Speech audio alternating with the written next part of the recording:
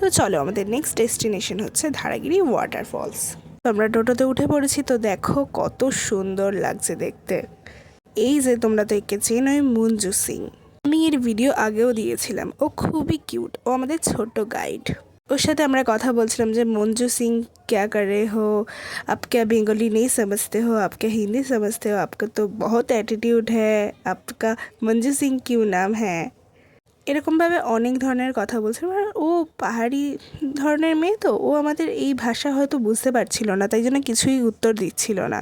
তো এরপরে আমরা নিচে নেমে যাচ্ছিলাম। তো তোমরা ভালো করে দেখলে দেখতে পাবে যে ও কিন্তু একদমই খালি পায়ে হাঁটছে, যেখান দিয়ে আমাদের স্পোর্টস শ্যু পরেও হাঁটতেও কতটা অসুবিধা হচ্ছে। কখনো কখনো উঁচু, কখনো কখনো নিচু, আর ও বিন্দাসভাবে হাঁটছে। দেখো, দেখলেই বুঝতে পারবে তোমরা। ওকে ওকে কিন্তু আমরা অনেকই বিরক্ত করছিলাম, বারবার ডিস্টার্ব করছিলাম যে মঞ্জু সিং কেন এরকম করছো, কথা কেন বলছো না, হিন্দিতেই বলছিলাম। ও কিছুই না বুঝতে পেরে অনেক জোরে জোরে হাঁটছিল। যাই হোক, ও কখনোই এরকম পাতা দিচ্ছিল না। ও হয়তো আমাদের কোনো ভাষা বুঝতে পারছিল না বা কিছু একটা প্রবলেম হয়েছিল। আর এই যে দেখো, এই যে সেই বাঁশের ব্রিজটা, আমার তো প্রচণ্ড ভয় লাগছিল পার হতে। যাই হোক, আমি পার হয়ে গেছিলাম। আমার তো প্রচণ্ড ভয় লাগছিলো যে ভেঙে না যায়। যাই হোক, দেখতে পাচ্ছ ভিউটা কতই সুন্দর। এই জন্য আমি মজাতে অনেক অনেক ভিডিও করছিলাম আর নাচ গান করছিলাম। আমার তো খুবই ভালো লেগেছে জায়গাটা এতই সুন্দর, জায়গাটা কি বলবো আর। পাশে তোমরা দেখতে পাচ্ছ অনেক ছোট ছোট বাচ্চা কাচ্চা রয়েছে ওখানে, পাহাড়ি ছেলেমেয়েরা। ওরাও আমাদের সাথে অনেক নাচ গান করছিল, মজা করছিল, অনেক গল্প আড্ডা দিচ্ছিল। যাই হোক, কথাবার্তা বলে আমরা এগিয়ে গেছি। আর অনেক রোদ ছিল, আর আমি চশমা পরতেই ভুলে গেছি। তাই আমি বললাম যে না, চশমাটা পরেই নিই। আর তো তারপর ভিডিও করার জন্য যে একটু পিছনে হয়ে গেছি, আর মঞ্জু সিং তো অনেক জোরে হেঁটে গেছে, তাই জন্য অনেক জোরে আমিও হাঁটছিলাম যে মঞ্জু সিং তো অনেক দূরে চলে গেছে। দেখতে পাচ্ছ তোমরা ভিউটা কত সুন্দর, ওর পুরো ফেরি টেলের মতো।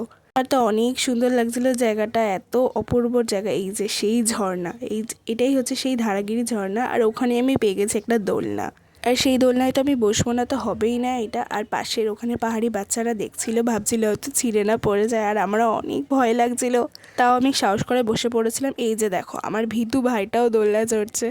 এই যে অনেক জোর জোর চড়ছিল, এরকমভাবেই চড়ে ওরা। পাশে আরেকটা দোলনা ছিল, ওই দোলনাটা ওরা এত চড়ছে যে ওটা নিচু হয়ে গেছে। দেখতে পাচ্ছ কত লোক এসেছে।